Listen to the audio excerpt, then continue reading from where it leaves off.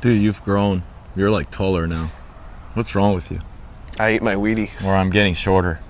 Welcome back, guys. Number 12. Number 12. 2 of season 2. Yes. 2 and 2. 2-2. Yeah. How was E-Fest? It was nice. It was actually nice. The weather wasn't terrible. We got some flying in. I had some nice flights on my airplane. I had a flight or two on my helicopter. I've been to E-Fest like 3 years, and every time I've been to E-Fest, it's been like minus 37 degrees. It was like 30. It was like 30. Really? Yeah. And then one day I got to like 6. But you could actually like wear shorts. No, it was good. I had a jacket, but E-Fest was good. Hope you guys enjoyed number 1 or number 11, number 1 of season 2, where we explained the micros. There's a lot of useful footage there. It was a very, I guess you could say, not abbreviated, but a very general episode about micros, just to kind of show you what micros are all about, and a few tips here and there. There's a ton of those things out there. Oh yeah, all different sizes and all sorts of things. If you guys have any suggestions for something specific about micros, I don't know, tips on a certain model, or something that you really want to find out, let us know, and we'll revisit micros more in depth in the future. Our goal is to do an episode that's kind of generalized, and then go more in depth in the future, kind of like what we're going to do eventually with nitro tuning. Yes. We did our first nitro tuning. We will go back to nitro tuning, and we'll be more in depth. Yes. We'll make it more technical and more interesting. Exactly. So yeah. What were we going to do today? Today we decided we're going to give you guys a little bit of a history lesson, and then we're going to bring you into our world. That's the world of Smack and SmackDown. Yes. It's in the name. SmackDown 3D. It is SmackTalk. So at some point we have to show you what is Smack. What is Smack? So Smack is, it's going to be so fun. So we're going to do a little bit of history lesson. We're going to talk about your setup, the equipment you need, and the setup you need. We're going to talk whether you need Flybar, Flybarless, which one's better for Smack. How to mix it up, how to toss in your Smack maneuvers and whatnot. Yep. We're going to have an interview with one of the pioneers of Smack. Oh yeah. Where Smack came from, what Smack's all about. Yeah, it's going to be a fun episode. It's going to be good. And actually, it's interesting because Smack, very few people can actually do Smack. Yes. Like you were telling me earlier, like Pete Neotis, he was an awesome pilot. Yeah. He was ridiculous. And he was a very technical pilot, but he couldn't Smack. No, he'd always come up to me and be like, dude, how do you do that? I'm like, what do you mean? I'm just flying. Yeah. And then you see a lot of people just out there just flip-flopping. And we're going to show you the difference between flip-flopping and Smack. Don't flip-flop. Or like Kraus used to say, like bouncing or something. Yeah. The guys that go up like 30 feet in the air and then they just slam it down and then they come back up 30 feet. No, you have to keep it consistently low. It's got to be consistent. So there's a fine art to the Smack. So we're going to try to help you guys out with that. And you need actually like a special set of skills to be able to Smack. Oh yeah. But I think everybody can do it. You just got to set your mind to it. I think you can. Yeah. It'll be cool. I believe in you all. So let's do it. Let's do it. Episode 12. 12. Welcome to Smack Talk, bitches.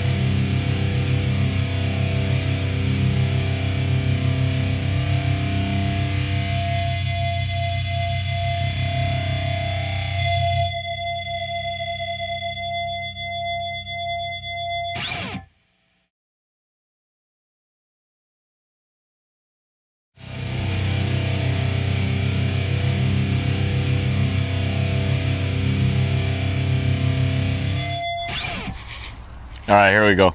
What's Smack? Let's explain what Smack is. SmackDown. Yeah, Smack is just basically a flight where you're making it look almost like you're about to crash consistently without crashing. Yes. Of course, when we do Smack and we get carried away, especially when we're at an event, crashes happen. Oh yeah. And they happen very often. And I guess that's the main reason why Smack became so popular is because even though the technical flying is very difficult, far more difficult than the smack type flying, it is not as entertaining to the audience. They don't know any better. They don't, and most people are, average people that watch the flying are perhaps, I guess this might sound a little harsh, but they're somewhat not educated enough when it comes to how difficult it is to do some of these technical maneuvers. Exactly. Whereas the general population and the average people and the kids and the wives and girlfriends and all the guys that get together, say for example at a fun fly, when they see the smack, they really thrive and they enjoy it because, you know, like I said, it looks like the helicopter is literally about to crash the whole time. Exactly. Smack does not involve speed. Nope. It involves a lot of sudden, jerky movements. And of course, the more precise it is, the better it looks. And it involves flying very, very low down on the deck, on the dirt. So where did smack come from? Well, the first time I saw it, I got kind of lucky because I got into the hobby and started traveling around 2004, 2005 and whatnot. And the events that we used to go to were down south, southeast USA. So guys like Eric Larson, Matt Bodos, Marcus Kim, Henry Caldwell, you know, those were really, you know, kind of the miniature aircraft guys back then. They were the ones, even Beast, you know, they were the ones who were just freaking putting it in either a tight box or something, you know, real low on the ground, blades scraping the whole time, very aggressive, very fast. First time I ever saw it was Southeast USA, and then it seemed to kind of branch out from there. Southeast US, I agree with that. Like the Heli Freak guys, all the guys who kind of revolved around that little circle, they started it, as far as I'm concerned. And you know, it's interesting because I guess you could say that Curtis, it was a combination of Curtis, Todd Bennett, and Jason Krause. They kind of came up with the freestyle sort of flying style. And that started to evolve, and these guys in the Southeast started to really make it, I don't know, I don't even know how to put it, but they were very manly, testosterone-driven people. They just wanted, it was always about one-upping too. So they'd go out, they had stuff called like a go-off zone, where they'd go out and they'd fly this low off the ground, and if you didn't crash or scrape a tail blade or you know, take out a gear or something, you didn't fly low enough. So the next guy would go out and, you know, pretty much wreck his machine. So it was very cool. Yeah, the Birmingham Fun Fly, Central Alabama, I believe is called Central Alabama Fly-In, which is usually held in during the month of March in Birmingham, Alabama. They have a ditch, and for all of you that are not familiar with it, that was like the go-off zone. And it was just all about how hard, and again, not fast, but how hard and how low you could fly. So a lot of pitch pumping, a lot of like violent TikToks and stuff down on the deck. I believe that to mention Alan, for example, Alan Zabo, he was perhaps one of the very first pilots to do, I wouldn't call it smack, because he really didn't smack the way these other guys did. His style was very different. His style was tight on the box, you know, in the box, on the deck. And these other guys took that and just turned it into this violent, you know, and honestly, to me, at this point, perhaps the king of smack worldwide, I would have to say is Tariq Al-Sadi. That guy is known for that. That's his style, and you know, we're gonna talk about what it takes to be able to smack the helicopter, and we're gonna give you all kinds of tips. But but basically, I believe that's where it came from. Yeah, I think so. That's Southeast, and there's one reason why smack became very popular in there. I believe there's one tool that helped everybody with it. Before you actually mention that, I think that another reason that contributed to smack surfacing or coming to existence was the fact that models were at a point where they're starting to get more powerful. If you think about it, you know, when Todd Bennett and Krause and Curtis were flying, the beginnings of 3D, you know, acrobatic flight took place many years ago, but the actual beginnings of 3D was perhaps in the, I don't know, mid to late 90s or so, when the tail gyros, the real tail heading hole gyros started to exist. I would say probably even late 90s, and they were flying 60s. The biggest machine, most powerful machine you could fly back in those days was a 60 size helicopter. 60s don't even exist anymore. Sometime around, I believe, 2004, the 80s 60s, and the 90s came. The 80s and the 90s came. And when the 90s came, then all of a sudden, the same machine that was holding a 60 size nitro engine that was capable of, I don't know, 2 horsepower became a 3.5 to almost 4 horsepower engine. So that opened the door for the Smack, because the Smack requires a lot of pop, a lot of usable power. You really have to, you're stopping and going. So you need that power. When you do the big technical flying, you really don't need any power. No. You're just going through the air. You're using your travel as a means of lift. Yep. So, but then, in addition to that, there was something else. In addition to power, V-blades, baby. Yeah. Vic Campbell, out of good old Missouri, came up with these V-blades. And these things, I mean, Bert and I flew these things We flew them for years. Years. And they were actually, in my opinion, the best blade you could get back in the day. By far. Wood core, so it was very stiff, not only span-wise, but torsionally as well, court-wise. And they just made a very distinct distinct sound. You could, every time, I mean, it would sound like we called it blade farting, to where, bam, every time you hit the ground, it's just very solid stop. And these are the V2s, which these are probably designed around 2004, I believe, or so. Yep. If you were to bolt these on your helicopter today, you would totally hate it. Yeah. These are very inefficient. Oh, yeah. For today's standards. But back in the day, for the people that wanted to do the SmackDown type flying, these were the blades to have. They were the best. These things didn't have any give, too. So I remember seeing Alan Szabo fly, like, we were in New Jersey in 05 or something like that, and he's just inches off the ground nonstop. Inches. And I remember thinking that, especially towards later years as I'm flying these blades that maybe are a little bit softer, I don't know if we could do that anymore. No. Like consistently inches. I mean, I think these things, as much as they may have loaded the motor or whatnot, but if you wanted to stop, these would stop it. So these things, thanks Vic, you created Thanks Vic. You created a era. Yep. The era of Smack. Let's move on. Let's move on.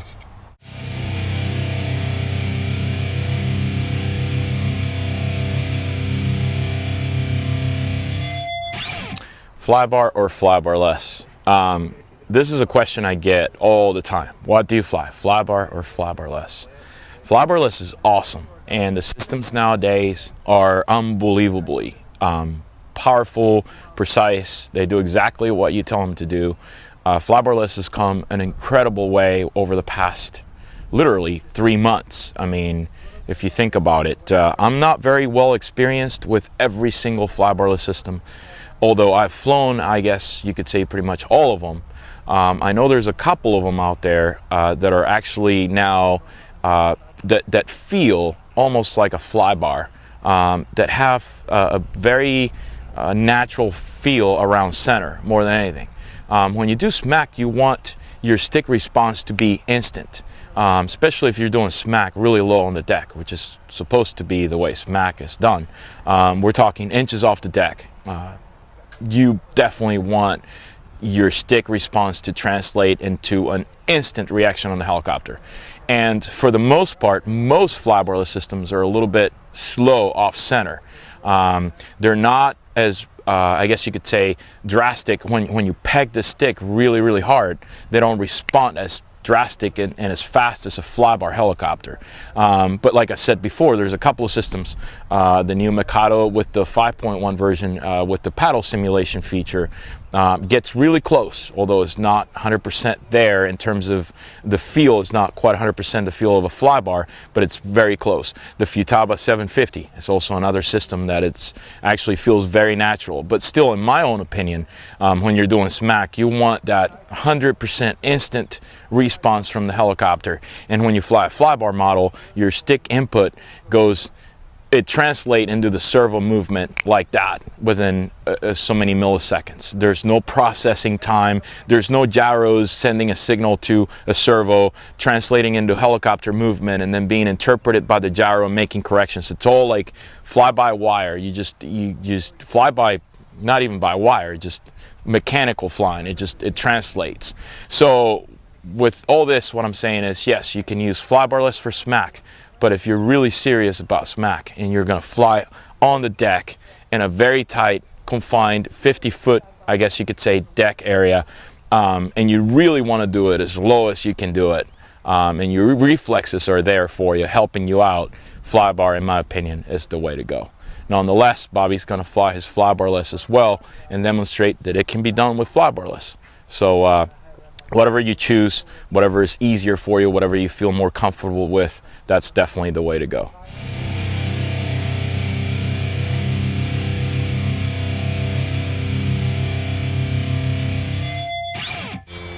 So as all of you know, in order to pull off 3D in a proper, clean way, you need to have your equipment being spot on, and you need your setups to be spot on. Now, we already showed you how to do setups last year, episode 3, but now we're going to walk you through some of the equipment to use, especially when going for Smack. Smack's all about attitude, it's all about quick stuff.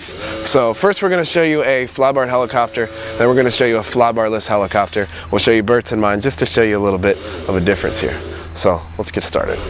So first, as you can see here, everything's pretty much high-end stuff. I mean, this isn't your typical cheap stuff. First, I'll point out the servos. These are Bert's high-voltage servos. These are the 8717 HVs. These are very, very quick, lots of torque. Especially for a Flybar, this is what you want. You want very quick servos. You want a lot of torque. You want to be able to pull through maneuvers as quickly and with as much pop as you can. Also, a good tail servo. You want a very good tail servo and gyro combination to be able to hold the tail. There's nothing worse than trying to do Smack and your gyro's giving out all over the place, the tails just keep spinning around. That's really no fun. You don't want to deal with that at all.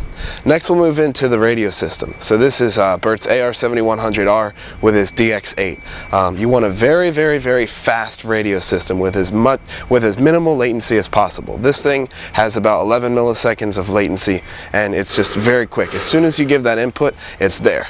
Now, when the Smack was created a few years ago, back with those guys like Marcus, Matt Bodos, Eric Larson, those guys, they had a little bit slower radios. They had the 9C radios. Around the 30s, 40s milliseconds. Oh yeah, it was the latency was about 3 or 4 times as much as it is now. Now Alan always got away with it because he ran that Airtronics radio, which was always faster. No one really knew how much, how much that allowed you to get this closer to the ground until this faster radio started coming out and you could see it.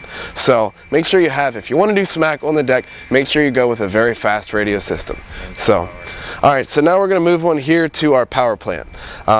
Here we have the OS91 HZ motors. This is the HZR with the regulator. These motors are just awesome. This is why Bert and I love OS. You tune it pretty much whenever you get to an event, whenever you get to a city, you tune it roughly for the weather that day and it'll just run. Lots and lots and lots of power. You always want to make sure you follow our engine tuning procedures. Never get it too lean, but at the same time you got to get it in that band to where it's making good power. Usually we run our head speeds right above the power curve, meaning, so let's say if the power curve here were to put it at, let's say 17,000 RPMs, we'd run it slightly over, so that way when we pop it and we push it into a hard loading maneuver, we push it in its power band. So we always stay a little bit above that power band, which brings us to our next point, blades. Bert's using edge blades, I'm using the Maverick blades.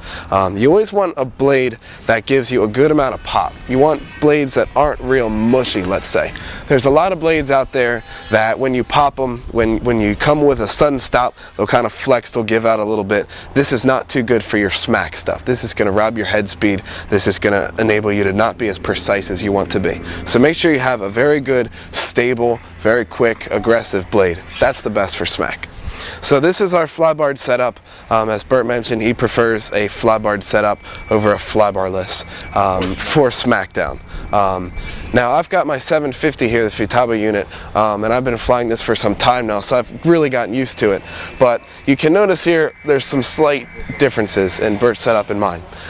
So as we showed here, I have the Futaba's version of their high voltage servos. This is the BLS 255 high voltage servo. I'm running everything here unregulated, so it's just straight up 8 volts. This is with my prototype 750 from Futaba.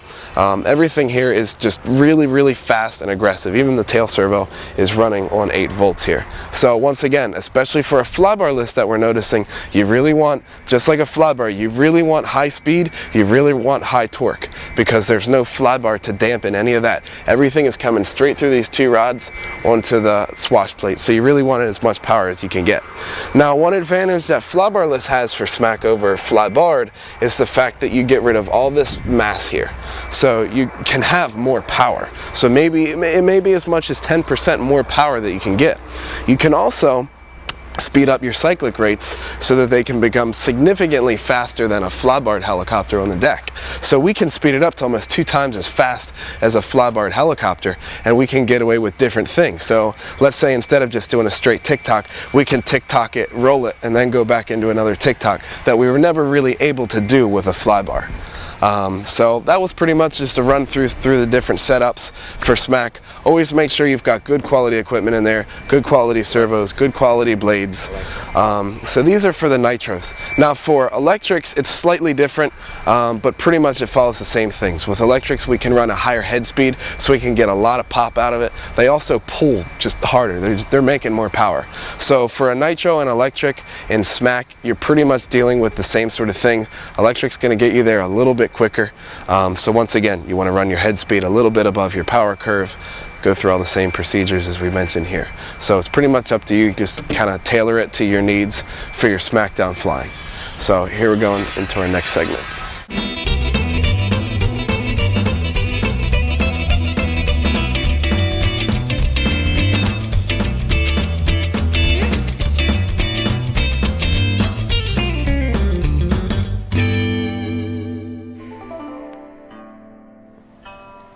Welcome back again, ladies and gentlemen, to Learning the Ways with Brother Rick.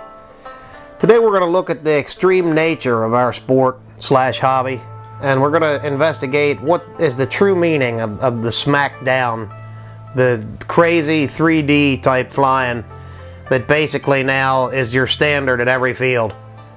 You can't, apparently now, like if you're not an expert like at the SmackDown and the 3D thing, like you're basically not even supposed to come out to the flight line, because you don't know 3D, then apparently you're not, you're just not there. You're not on the cutting edge of what's going on. So basically now what it looks like, it's become almost like a gladiatorial contest amongst people that fly. It's gone beyond the equipment and the speed and power of the machine. It's who can be the biggest, most outrageous, just super animal crazy thing, like when they fly their helicopter, and who can get the closest to the ground, and who can challenge the inanimate object like the tree. Like for instance in Orlando, everybody's big thing was the palm tree. It's like, let me take a $4,000 helicopter and go down and challenge a pine tree with it, and just see how much of a cool, just how much of a pine tree destroying dick I can be, like in front of everybody watching. I can take my thing, it can fly through the sky, it can do anything, but I'm gonna take it, I'm gonna challenge a palm tree with it. And somehow, if I can master that, and master flying around that pine tree with it, it'll make me, somehow I'll be the epitome of the sport. I'll be the most trickiest of all trick, the best of the top of the elite, the best that there is. If I can challenge the pine tree, or for instance, maybe challenge the tarmac with I have an 8-pound miniature scientific experiment that flies, and I'm gonna go head to head with 50 tons of solid asphalt that won't give if you dropped a goddamn meteor on it 20 miles across. It wouldn't even flex. But somehow, because I'm Trick, I'm gonna go in there and I'm gonna challenge that with a thin piece of carbon, just a very thin piece of carbon, and I'm gonna come in there and I'm gonna kick that asphalt. I'm gonna show it who's boss. I'm gonna come in there and I'm gonna challenge that asphalt in a way that nobody could copy or be able to do like me. And then after I've challenged the palm tree and destroyed my multi-$1,000 thing on the asphalt, then maybe I'll do maybe we'll start with parlor tricks. We'll bring out a table. bring out a table, and I'll see somehow if I can spot land my thing on a table, and then challenge myself out of a couple $1,000 if I make a mistake with that. Or maybe some other kooky thing like what's the other thing? We've done the table, we've done the tarmac, we've challenged the pine tree. Oh no! I'll take it as high as I can. Okay, everything's running beautifully. Governor's working, motors working perfectly. I'm going to take it as high as I can and turn it off and try to make the blades actually stop deliberately. Even though why in the hell would you want to do that? You're going to make the blades stop, and then somehow in a frenzied mess try to get it to go back again, or somehow like my blades have stopped and everybody's looking, and it's just, I mean, that's the best that you've ever seen. And then somehow I can't get it back. Like I stand there like a foolish idiot watching my multi-$1,000 thing just coming down just like a rocket, and just that's the end of it, the thing. Oh, but man, I'll tell you, I was able to make those blades stop. I stopped those blades, and in the process probably stopped my wallet too and my heart for that split second. And I don't see how anybody could be any more tricked than that. To be able to challenge palm trees and turn your thing off when it should be running, and attack asphalt and all that kind of stuff, and you know, what happened to the days of nice calm patterns? Fly a nice pattern, fly back and forth. That's not, I don't know, I'm just getting old. I don't know. Till next time, take care.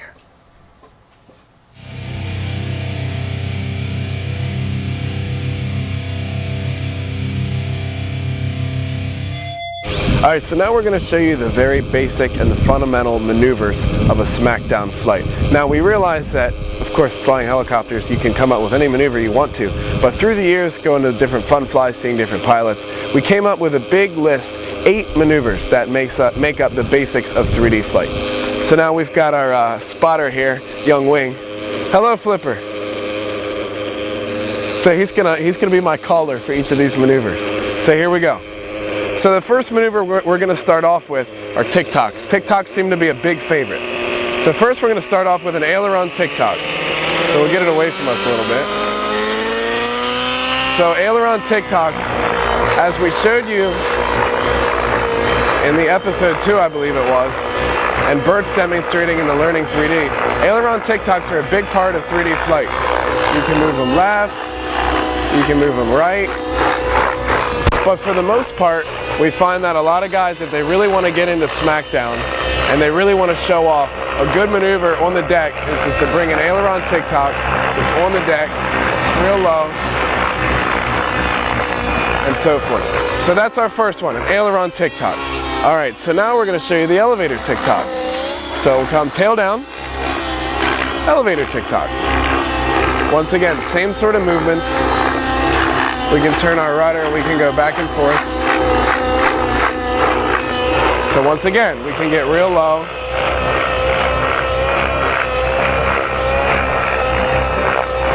And we can do our elevator tic-toc. So aileron and elevator tic-toc. All right, next we have a rainbow. So rainbow, full collective, back and forth. We're stopping at 10 and 2 o'clock, just like we do on a tic-toc, straight back and forth. These seem to be very popular as well for SmackDown. Now, just like every other thing with a helicopter, we can transform it. So we can turn this into like a leapfrog sort of deal. So where we can just keep rainbowing back, and we go forward.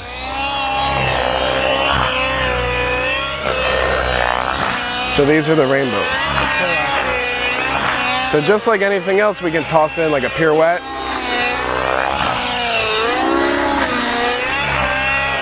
Stuff like that. So that's our rainbow right there. All right, the next maneuver is a chaos or a pirouetting flip. Now we're showing this in the upcoming Learning 3D segment. Piro flip. All right, the name Piro Flip Chaos, whatever you may call it, a pirouetting flip. So this here, once again, this seems to be a crowd pleaser. It can be a very explosive maneuver, and it can look very violent. So we can get it cranked up here, and we can really make it look like it's pissed off.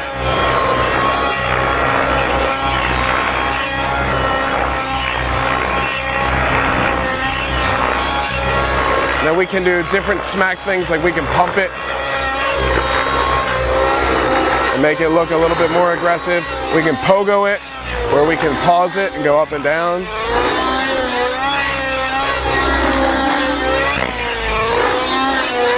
All right, so that's our pirouetting flip.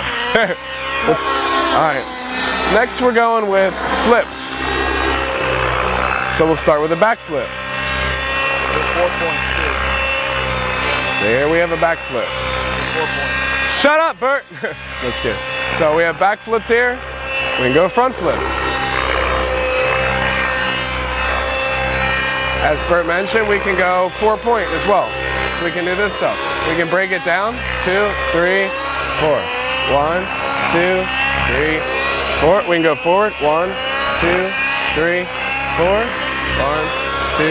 And we can alternate. So we can go back flip to front flip. Mix it, just vary it up a little bit.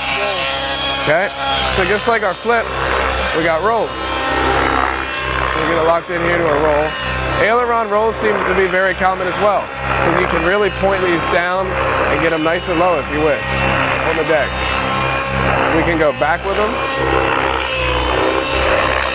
We can go forward.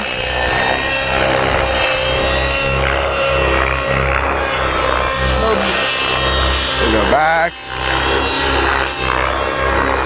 Forward.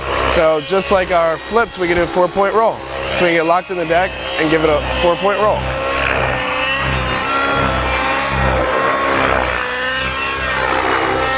We roll left, whatever you may want to do. So next we're going to break it out a little bit, just a little bit, into what's called a Mobius. This is a transition between backwards inverted and upright backwards. So what you can really do is you can get some speed coming in, and we can really start to drive it on its side. So this is at a knife edge right here. We can really drive it. So this is called a Mobius. We can toss in a pirouette in the middle. We can do whatever we want. We can also tighten down a Mobius. So just like that, we can really tighten down a Mobius and get it on the deck to a little quick pop back and forth. Especially like Birmingham in the ditch or something, this looks really cool. So that's our Mobius. And last but not least, we're gonna break it up a little bigger and go into a snake. Kind of like a bigger Mobius. Once again, it's just a transition between backwards inverted and right side up inverted. Right side up backwards, sorry. So a snake, and we can really drive it, really make it look aggressive in these arcs.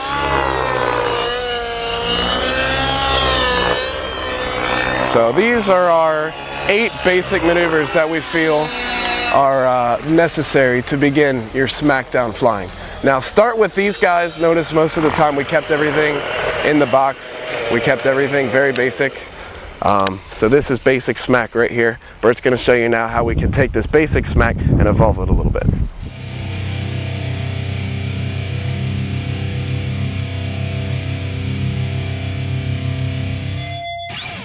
Hey guys, we're here at the Vegas Fun Fly 2011, and we felt that it was appropriate to get this guy on camera because this is one of the first pioneers of SmackDown flying.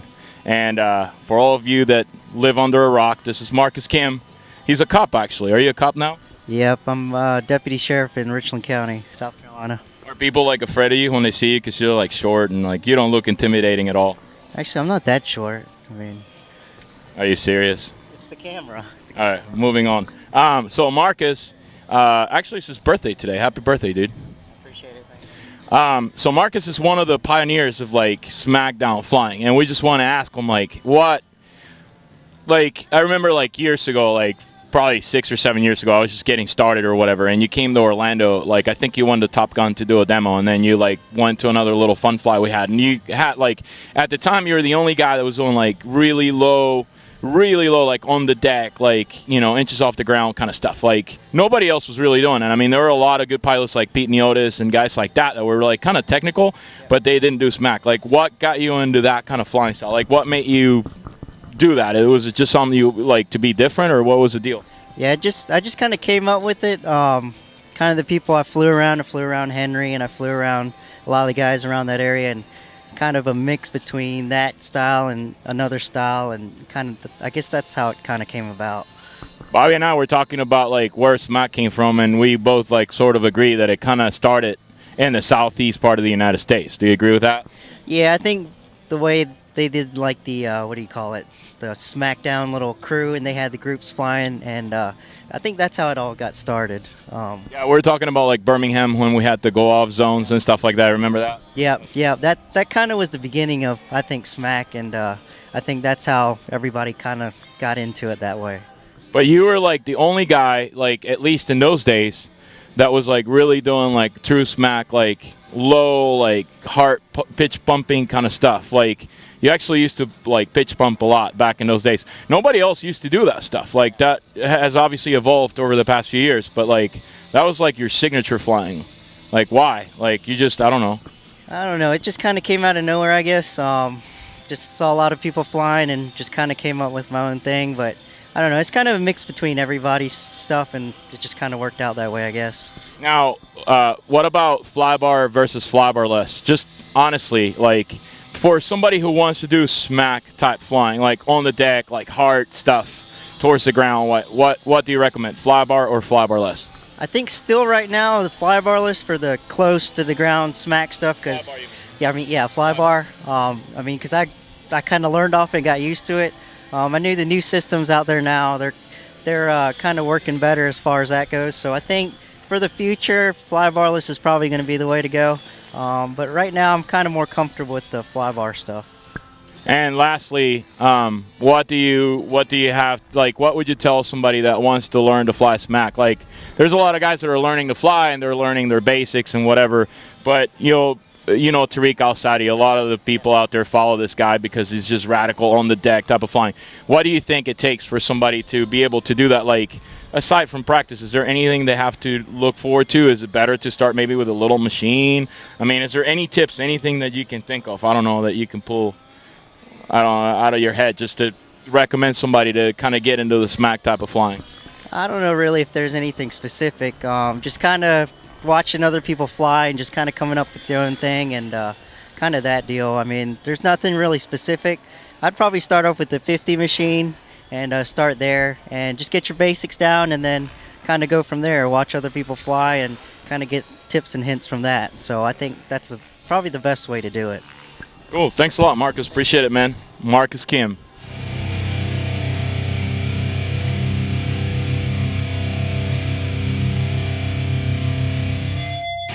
All right, guys, I'm going to elaborate a little bit more on what Bobby showed you. He showed you the basic maneuvers. Now I'm going to give you a few tips on how to make your smack easier. For all practical purposes, we're doing very basic smack here.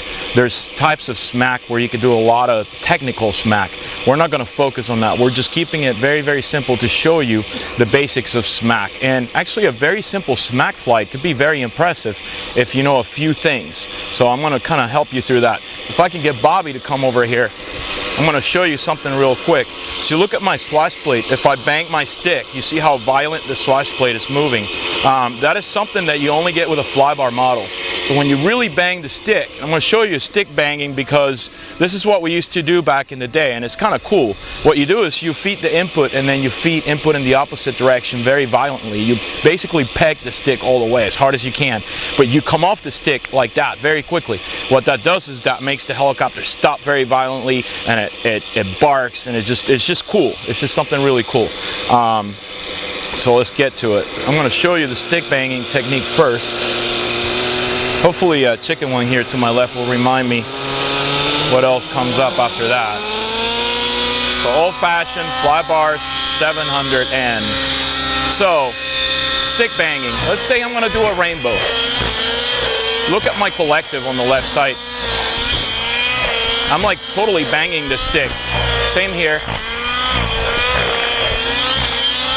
As you can see, for example, out of that rainbow coming this way, full forward elevator and come off of it.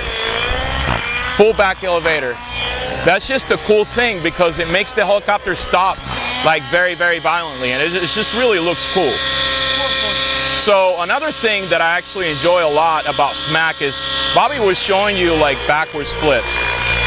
As you can see, this helicopter is pretty slow when you peg the stick because it's a flybar machine. Okay, that's cool and all, and you can do that low, but guess what? You have to watch your tail. You have to be like really careful. Now, if you break that into a 4-point like Bobby was showing you, now you can get creative because when you're at the flat angles, you can let it drop a little bit lower. And when you're on the steep angle, you raise it a little bit. So it gives the illusion that you're doing it really low when in fact you aren't. See? So you get really low, you climb, you descend, low again, high, low, low, higher, lower, higher. So it looks really impressive when you do that kind of stuff. Same with aileron, same deal. Low, higher, lower, higher, lower, higher. So it really looks cool, really, really cool. TikToks, you know, as Bobby was showing you, you need plenty of collective management to do these like really low on the deck and a good engine. So if you're not comfortable with that, then simply do like a rainbow, a sideways rainbow. Simply go that way, smack it here, come back this way, smack it, smack it.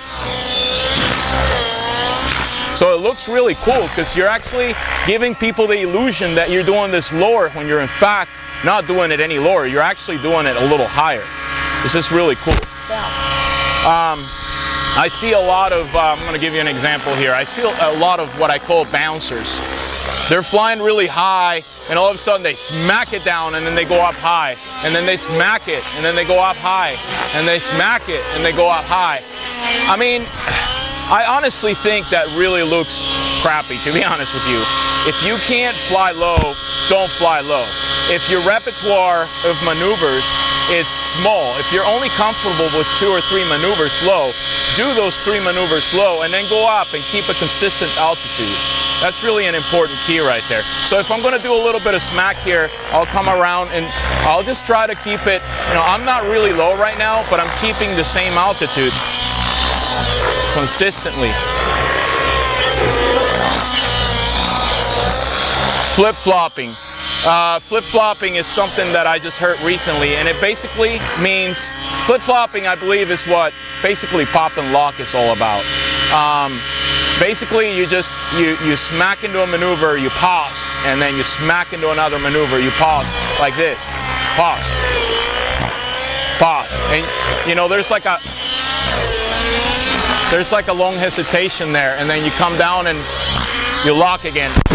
That's cool and all. That's kind of Tariq's style, and I respect that because he's a very, very talented guy. God, I wish I could smack the helicopter like he does. But one thing you got to keep it, for example, for me, I prefer a more flowing type of smack, where like if I'm going to pop it here, I immediately climb and go into something else. I don't let it pause at all. Breaking it up, that's exactly what I'm doing now. As you start doing your smack, if you get into this motion here where you're just smacking and you're doing this, and you know, you're constantly on the deck, and you do this, and you do this, and you do this, eventually just break it up. Just go into a hurricane. Just take it big, and then when you come out of it, do something cool, like out of this hurricane, pop it or something.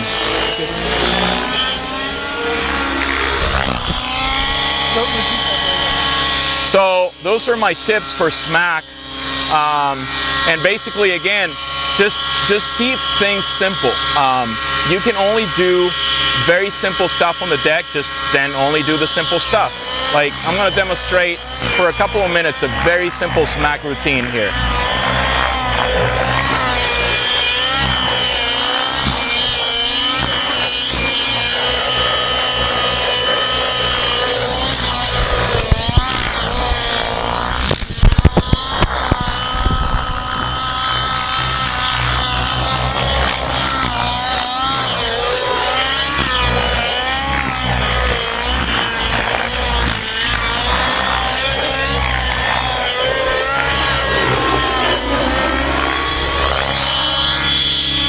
So I hope this is helpful.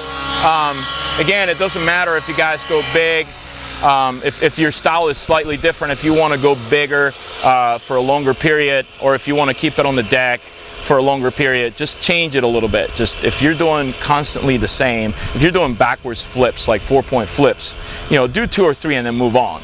If your repertoire is not big enough and that's all you're really comfortable with, that's cool. Just go out, do something else, do a couple of loops, come around, and then do your 4-point flips again. It's just something that you got to keep in mind. You got to keep people entertained, and that's what Smack's all about. It's all about entertaining people. So do what people are not expecting. If you do it, if it becomes too repetitive, then people lose interest. If you can fly this close to the ground consistently for 8 minutes in a row, people are just gonna lose interest.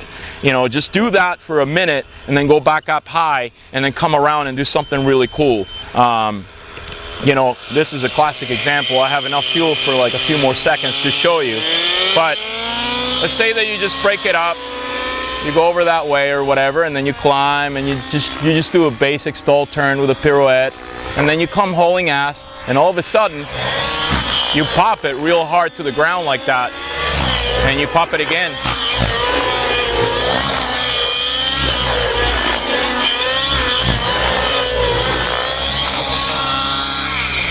So again, I hope these tips were useful and you guys can become better smackers.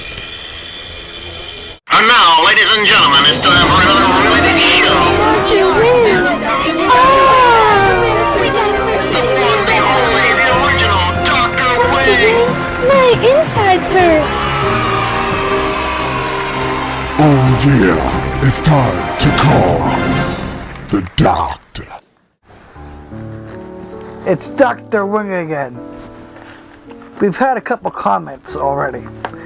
Something about, like, I'm not really a doctor. Well, look, I even got my own fucking Playtex gloves. So I could do any kind of wrenching or operation needed to be done. We have a couple more questions that came in. So, oh shit! You're gonna cut yourself. I have to put my thing back on. So, here's question number 1. John from Orlando. Dear Doc Wing, my right thumb hurts when I try to do 20 pair of flips. What gives? Do you have that problem? What's the question again? Are you fucking kidding me? My right thumb hurts. Well, it must be nice to have a fucking right thumb. You fucking dickhead. I hope you take a fucking dirt nap, John. I'd like to know where that bastard lives. Now, oh, I'm sorry. Question number 2.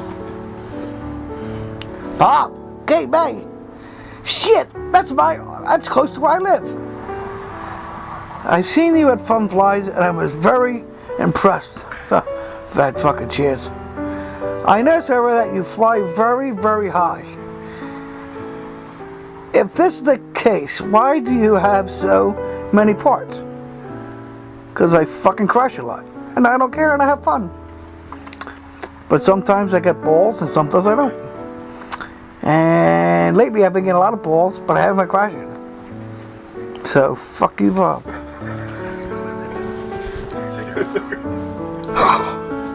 It's getting middle. It's getting real tough. I have to smoke. Bob, John, fuck them both. Rotten pieces of shit.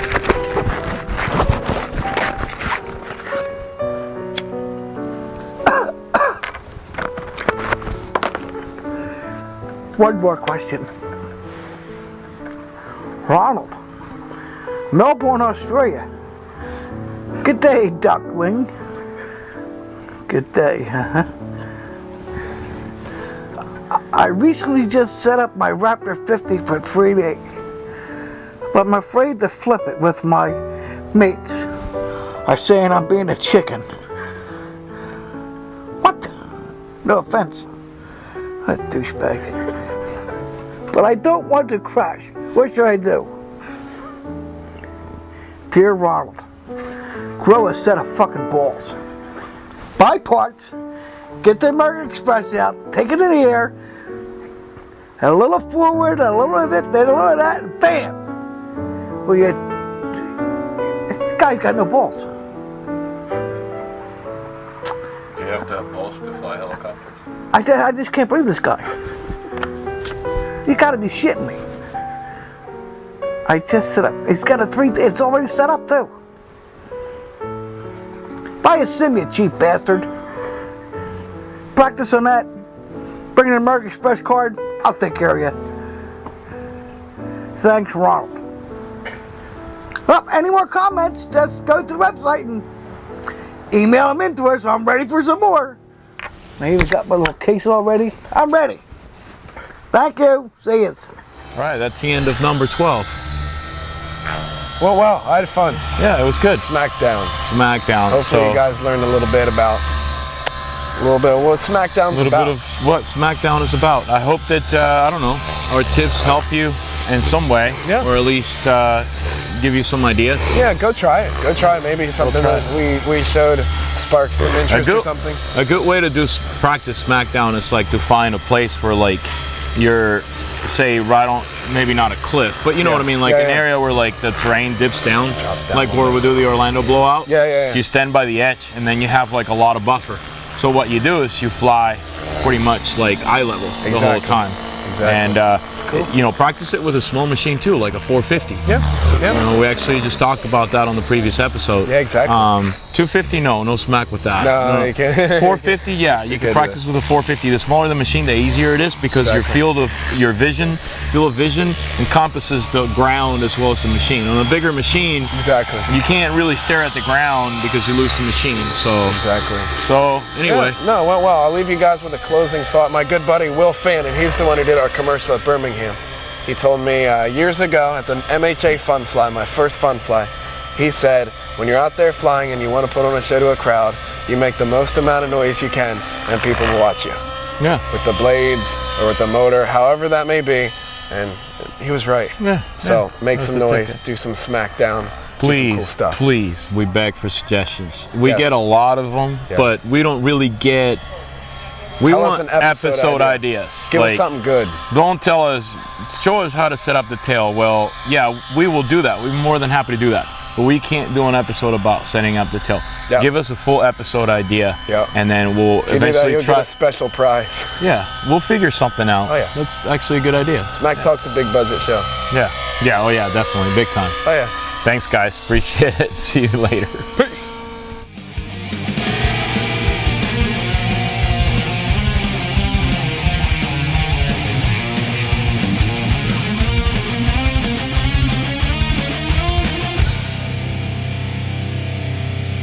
Now here it goes. Here I'm fucked again. Chicken wing. Are you ready for season 2? Yes. I have to clean up my language. I got in trouble. Maybe.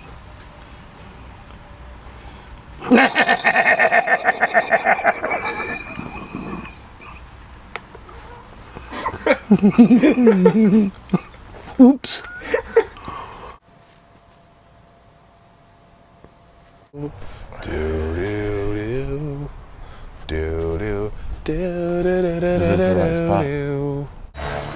Alright, Chicken Wings Out Flying his logo. We're gonna tell him to get low. Cool. That was better. I still need to wake up. I'm tired. Get low. Are you gonna get low? Get the fuck out of here. I'm gonna kick you guys right in your dick. What? Are you gonna get low? Nice. No, you're good. You're good.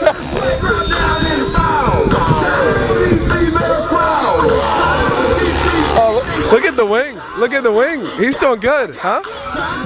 Get the fuck out of my head. Yeah, look at the wing in action.